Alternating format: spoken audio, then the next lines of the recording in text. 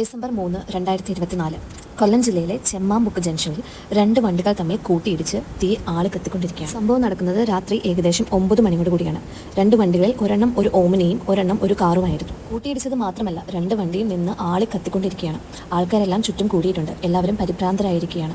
ആർക്കും ഒന്നും മനസ്സിലാവുന്നില്ല. ആകെ ഭീകരമായ ശബ്ദത്തോടു കൂടി കാറിന്റെ ടയറും മറ്റു പാർട്സുകളും പൊട്ടിത്തെറിക്കുന്നത് കാണാം. ആർക്കും അങ്ങോട്ട് അടുക്കുവാൻ പോലും സാധിക്കുന്നില്ല. തീ ആളി കത്തിക്കൊണ്ടിരിക്കുകയാണ്. പലരും അത് കിടത്തുവാനായി ശ്രമിക്കുന്നുണ്ട്. വെള്ളം കോരി ഒഴിക്കുന്നുണ്ട്. കൈ കിട്ടിയ സാധനങ്ങളെല്ലാം എടുത്ത് എറിയുന്നുണ്ട്. പക്ഷേ നിന്ന് കത്തിക്കൊണ്ടിരിക്കുകയാണ്. കൂടെ നിൽക്കുന്നവർ അവ്യക്തമായിട്ടൊരു കാഴ്ച കാണുന്നുണ്ട്. ആ കാറിനുള്ളിൽ ഒരു സ്ത്രീ ഇരിക്കുന്നുണ്ട്. ആ സ്ത്രീയുടെ ദേഹത്തോടെ തീ ആളി കത്തിക്കൊണ്ടിരിക്കുകയാണ്. മാത്രമല്ല, ആ സ്ത്രീയോടൊപ്പം കാറിൽ വേറൊരു യുവാവ് കൂടി ഉണ്ടായിരുന്നു. അയാളാകട്ടെ ആളി പടർന്ന തീയുമായി കാറിന് പുറത്തേട്ട് ഇറങ്ങി ഓടി. എന്ത് ചെയ്യണമെന്നറിയാതെ പകച്ചു നിൽക്കുകയാണ് ചുറ്റും കൂടിയിരിക്കുന്ന ജനങ്ങൾ. ഒടുവിൽ ഫയർഫോഴ്സ് എത്തിയാണ് ആ തീ അണച്ചത്.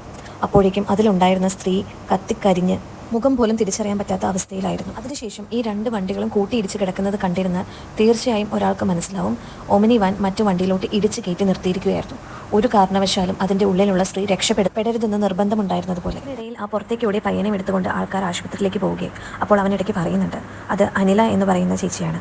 അവരുടെ കടയിലാണ്, അവരുടെ ബേക്കറിയിലാണ് ഞാൻ ജോലി ചെയ്യുന്നത്. ജോലി കഴിഞ്ഞ് എന്നെ വീട്ടിലാക്കാൻ പോവുകയായിരുന്നു. അപ്പോഴാണ് ഞങ്ങൾക്ക് നേരെ ഒരു ഒമിനി വാൻ വന്ന് ഇടിച്ചു നിർത്തുന്നതും അതിൽ നിന്ന് ഒരാൾ ഇറങ്ങി പെട്രോൾ ചേച്ചിയുടെ ദേഹത്തേട്ട് ഒഴിക്കുന്നതും. ഇതെല്ലാം കേട്ട് ഒന്നും മനസ്സിലാവാതെ നിൽക്കുകയാണ് അവിടെ കൂടിയിരിക്കുന്നവരെല്ലാം. ആരാണ് അനില? ആരാണ് ആ പെട്രോൾ ഒഴിച്ചയാൾ? ആരാണ് ഈ യുവാവ്?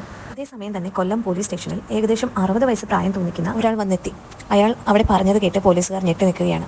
ഞാൻ എൻ്റെ ഭാര്യയെ എൻ്റെ ജീവിതവും എൻ്റെ സ്വപ്നവും അതോടൊപ്പം തന്നെ എൻ്റെ മകളുടെ ഭാവിയും തകർത്ത് കളഞ്ഞ എൻ്റെ ഭാര്യയെ തന്നെയാണ് ഞാൻ കൊന്നിട്ട് വന്നിരിക്കുന്നത്. ഇത് കേട്ടിട്ടും അദ്ദേഹം പറയാനുള്ളത് ബാക്കി ക്ഷമയോടുകൂടെ കേട്ടിരിക്കുകയാണ് അവിടെയുള്ള പോലീസുകാർ. വളരെ വേദനാജനകവും നെഞ്ച് തകർന്നു പോകുന്നതുമായിട്ടുള്ള കഥയാണ് അദ്ദേഹത്തിന് പറയാനുള്ളത്. ഇപ്പോൾ പോലീസ് സ്റ്റേഷനിൽ എത്തി കീഴടങ്ങിയിരിക്കുന്നത് പത്മരാജൻ എന്ന് പറയുന്ന വ്യക്തിയാണ്. ഇദ്ദേഹം ആദ്യ വിവാഹം ഒഴിഞ്ഞു നിൽക്കുന്ന സമയത്താണ് അനിതയെ പരിചയപ്പെടുന്നത്. അനിതയും പത്മരാജനും തമ്മിൽ ഏകദേശം 16 വയസ്സിന്റെ വ്യത്യാസമുണ്ടായിരുന്നു. എന്നാൽ പത്മരാജന്റെ സ്വഭാവം അനിതയ്ക്ക് ഇഷ്ടമാവുകയും അവർ തമ്മിൽ ഇഷ്ടത്തിലാവുകയും ചെയ്തു. പത്മരാജന്റെ രണ്ടാം വിവാഹമാണെങ്കിലും തന്റെ മകളായ അനിലയെ പൊന്നുപോലെ നോക്കാമെന്നായിരുന്നു പത്മരാജൻ വീട്ടുകാർക്ക് കൊടുത്തിരിക്കുന്ന വാക്ക്. അതിനാൽ പത്മരാജന് അനിലയെ സന്തോഷപൂർവ്വമാണ് അനിലയുടെ വീട്ടുകാർ കല്യാണം കഴിപ്പിച്ചയച്ചത്. അവർ വളരെ സ്നേഹത്തിൽ തന്നെയായിരുന്നു ജീവിച്ചു വന്നത്. അവർക്ക് ഒരു പെൺകുഞ്ഞ് ജനിക്കുകയും ചെയ്തു. അനിലയെ ഒരു കുട്ടിയെ നോക്കുന്ന പോലെയായിരുന്നു പത്മരാജൻ നോക്കിയിരുന്നത്. പത്മരാജൻ കാറ്ററിംഗ് സർവീസിലായിരുന്നു ജോലി ഉണ്ടായിരുന്നത്. ഭാര്യ എന്താവശ്യം പറഞ്ഞാലും അതെല്ലാം നടത്തി കൊടുക്കുകയും ഭാര്യയുടെ ഒപ്പം നിൽക്കുകയും സ്നേഹപൂർവ്വം എല്ലാ കാര്യങ്ങളിലും കൂടെ നിൽക്കുകയും ചെയ്തിരുന്ന ആളായിരുന്നു പത്മരാജൻ. തനിക്ക് എന്ത് സംഭവിച്ചാലും തൻ്റെ ഭാര്യയും മക്കളും കഷ്ടപ്പെടരുത് എന്ന് അവർക്ക് വേണ്ടി എല്ലാം സ്വരുക്കൂട്ടി വെക്കുമായിരുന്നു പത്മരാജൻ. മാത്രമല്ല, ഭാര്യയായ അനില ഡ്രൈവിംഗ് പഠിക്കണമെന്ന ആഗ്രഹം സൂചിപ്പിച്ചപ്പോൾ ഭാര്യയെ ഡ്രൈവിംഗ് പഠിപ്പിക്കുകയും വണ്ടി എടുത്തു കൊടുക്കുകയും ചെയ്തതും പത്മരാജൻ തന്നെയായിരുന്നു. എന്നാൽ ഇതിനിടയ്ക്ക് പത്മരാജന് സാമ്പത്തികമായ ഞെരുക്കങ്ങൾ ഉണ്ടായെങ്കിലും അതൊന്നും ഭാര്യയോ മകളെയോ അറിയിക്കാതെ കൂലിപ്പണിക്ക് വരെ പോയാണ് കാര്യങ്ങളെല്ലാം നടത്തിയിരുന്നത്. ഒരു വശത്ത് സർവാഭരണഭൂഷിതയായി കാറിൽ ഡ്രൈവ് ചെയ്ത് നടക്കുന്ന ഒരു ഭാര്യയും മറുവശത്ത് ഭാര്യയും മകളും വിഷമിക്കാതിരിക്കാൻ വേണ്ടിയിട്ട് കൂലിപ്പണി വരെ ചെയ്ത് ജീവിതം മുന്നോട്ട് നീങ്ങുന്ന പത്മരാജനുമായിരുന്നു. എങ്കിലും പത്മരാജൻ ഭാര്യയെയും മകളെയും വളരെയധികം സ്നേഹിച്ചിരുന്നു. അവർക്ക് വേണ്ടി എന്ത് കഷ്ടപ്പാട് സഹിക്കുവാനും അയാൾ തയ്യാറായിരുന്നു. ഇങ്ങനെ ജീവിതം മുന്നോട്ട് പോയിക്കൊണ്ടിരിക്കുമ്പോഴാണ് ഇവരുടെ ജീവിതത്തിലെ ഒരു വഴിത്തിരിവുണ്ടാവുന്നത്. ഒരിക്കൽ പത്മരാജന് എന്തോ അസുഖം ബാധിച്ച് ആശുപത്രിയിൽ അഡ്മിറ്റ് ആവുകയുണ്ടായി. ആ സമയത്ത് കയ്യിൽ ഫോൺ ഇല്ലാത്തതിനാൽ അനില അവിടെ ഉണ്ടായിരുന്ന ഒരു ചെറുപ്പക്കാരൻ്റെ കയ്യിൽ നിന്ന് ഫോൺ വാങ്ങിയാണ് വീട്ടിൽ വിവരം അറിയിച്ചത്. ആ ചെറുപ്പക്കാരൻ്റെ പേര് ഹനീഷ് എന്നായിരുന്നു. എന്നാൽ ഇത് ഒരു പുതിയ ബന്ധത്തിൻ്റെ തുടക്കമായിരുന്നു. ഹനീഷും അനിലയും തമ്മിൽ ഇഷ്ടത്തിലായി. അവർ തമ്മിൽ നിരന്തരമായ സംഭാഷണങ്ങളും നിരന്തരമായ കൂടിക്കാഴ്ചകളും ഉണ്ടായി. എന്നാൽ വിവാഹം കഴിച്ചിരിക്കുന്ന ഒരു സ്ത്രീ, ഭർത്തുമതിയായിട്ടുള്ള ഒരു സ്ത്രീ അന്യപുരുഷൻ്റെ കൂടെ കറങ്ങി നടക്കുന്നത് കണ്ടാൽ ജനങ്ങൾ പലതും പറയും എന്നുള്ളത് കൊണ്ട് ഇവർ പരസ്പരം കാണുവാനും അടുത്ത് ഇടപഴകുവാനുമായിട്ടുള്ള വഴികൾ കണ്ടുപിടിക്കാനുള്ള പുറപ്പാടിലായി. അങ്ങനെ അവർ രണ്ടുപേരും കൂടെ തീരുമാനിച്ച് ഒരു ബേക്കറി തുടങ്ങുവാൻ വേണ്ടി, പാർട്ട്ണർഷിപ്പിൽ ഒരു ബേക്കറി തുടങ്ങുവാൻ വേണ്ടി തീരുമാനിച്ചു. അങ്ങനെ ഭർത്താവിൻ്റെ പോലും അനുവാദമില്ലാതെ അനില ഹനീഷുമായി ചേർന്നിട്ട് പുതിയ ബേക്കറി ആരംഭിക്കുകയും അങ്ങനെ അവർക്ക് അടുത്ത് ഇടപഴകുവാനും കൂടി കാണുവാനുള്ള അവസരമായിരുന്നു അതിലൂടെ സൃഷ്ടിച്ചത്. ഇതൊന്നും അറിയാതെ പാവം പത്മരാജൻ ഒരു സൈഡിലും പത്മരാജൻ്റെയും അനിലയുടെയും മകൾ വേറൊരു സൈഡിലും ഉണ്ടായിരുന്നു. എന്നാൽ അനില ഇവരെയൊന്നും വകവെച്ചിരുന്നില്ല. എന്നാൽ സ്നേഹനിധിയായ ഭർത്താവ് ഇതൊന്നും അറിയാതെ അനിലയെ വീണ്ടും സ്നേഹിച്ചുകൊണ്ടിരുന്നു. ഒരിക്കൽ ഉച്ചയ്ക്ക് അനിലയ്ക്കുള്ള ഭക്ഷണവുമായി ബേക്കറിയിൽ എത്തിയതായിരുന്നു പത്മരാജൻ. അപ്പോഴാണ് അനിലയും ഹനീഷും തമ്മിൽ അടുത്ത് ഇടപഴകിയിരിക്കുന്നത് കാണുവാനിടയായത്. ഇതൊരു സ്ഥിരം കാഴ്ചയായതോടുകൂടി പത്മരാജന്റെ മാനസിക നില ആകെത്തി. ഒരു ദുശീലം പോലും ഇല്ലാതിരുന്ന പത്മരാജൻ അങ്ങനെ മദ്യപാനവും മറ്റു ദുശീലങ്ങളും തുടങ്ങി. അനിലയുമായി പല പ്രാവശ്യവും വാക്കുതർക്കത്തിലും മറ്റും ഏർപ്പെട്ടു. എങ്കിലും പല പ്രാവശ്യം പത്മരാജൻ അനിലയെ ഉപദേശിച്ചു. ഈ ബന്ധത്തിൽ നിന്നും പിന്മാറുവാനും നമുക്ക് മക്കളുമായി സുഖമായി ജീവിക്കാമെന്നും പല പ്രാവശ്യമായി പത്മരാജൻ അനിലയുടെ അടുത്ത് പറഞ്ഞെങ്കിലും അനിലയ്ക്ക് അതിന് സമ്മതമായിരുന്നില്ല. അനില ഒരു രീതിയിലും പത്മരാജനുമായി എടുക്കുന്നുണ്ടാകില്ല. ഹനീഷിൻ്റെ ഒപ്പം തന്നെ ആ പാർട്ട്ണർഷിപ്പിൽ ആ ബേക്കറിയുമായി മുന്നോട്ട് പോകാൻ തന്നെയായിരുന്നു അനിലയുടെ തീരുമാനം. പത്മരാജൻ പല പ്രാവശ്യം അത് പിന്നീട് എതിർക്കുകയുണ്ടായി. ഈ പാർട്ട്ണർഷിപ്പ് ഉപേക്ഷിക്കുവാനും ബേക്കറി ഒന്നെങ്കിൽ മൊത്തമായി അയാൾക്ക് കൊടുക്കുവാനും അല്ലെങ്കിൽ അയാൾക്കുള്ള പണം നൽകിക്കൊണ്ട് ബേക്കറി മൊത്തമായി തിരിച്ചു വാങ്ങുവാനും വേണ്ടി പത്മരാജൻ ആവശ്യപ്പെട്ടു. അതിനുള്ള പണം മൊത്തം പത്മരാജൻ തന്നെ എടുത്തുകൊള്ളാം എന്നും പറയുകയും ചെയ്തു. എന്നാൽ ഇതിനൊന്നും ആദ്യം അനില സമ്മതമായിരുന്നില്ല.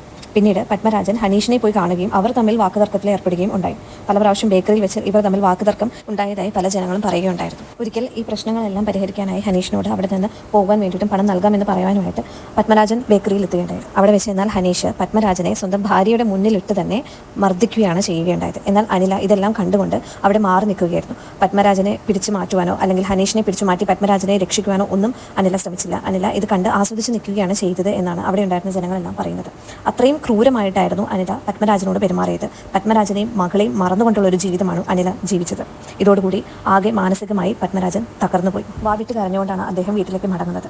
അന്ന് അയാൾക്ക് തിരിച്ചറിഞ്ഞിരുന്നു അയാളുടെ ഭാര്യ തന്നിൽ നിന്ന് ഒരുപാട് അകന്നു പോയിരിക്കുന്നു. ഹനീഷുമായിട്ടുള്ള ജീവിതമാണ് അവൾ ഇഷ്ടപ്പെടുന്നതെന്നും തന്നെ വഞ്ചിക്കുകയാണെന്നും മനസ്സിലാക്കി പൊട്ടിക്കരഞ്ഞുകൊണ്ടാണ് പത്മരാജൻ മടങ്ങിയത്. അദ്ദേഹത്തിൻ്റെ മനസ്സിൽ പകയും ദേഷ്യവും വിഷമവും എല്ലാം നിറഞ്ഞൊരവസ്ഥയായിരുന്നു. ഇനിയൊരു മടങ്ങിവരവില്ലെന്ന് അദ്ദേഹം തിരിച്ചറിഞ്ഞു. ആ നിമിഷം തൻ്റെ മകളുടെ ഭാവി സേഫാക്കാനായിട്ട് തൻ്റെ പേരിലുള്ള സ്വത്തുക്കളെല്ലാം മകളുടെ പേരിലേക്ക് അപ്പോൾ തന്നെ മാറ്റി എഴുതുവാനായി പത്മരാജൻ പുറപ്പെട്ടു. അതിനുശേഷം അദ്ദേഹം അനിലയെ വീണ്ടും നിരീക്ഷിക്കാനായി തുടങ്ങി. രാവിലെ കാറുമായി പുറത്തേക്ക് പോകുന്ന അനിലയെ കാണുകയും ബേക്കറിയിൽ അവൾ ചെലവഴിക്കുന്നതും തിരിച്ച് വീട്ടിലേക്ക് മടങ്ങുന്നതും ഹനീഷുമായി തിരിച്ച് മടങ്ങുന്നതെല്ലാം പത്മരാജൻ നോട്ട് ചെയ്തു വെച്ചു.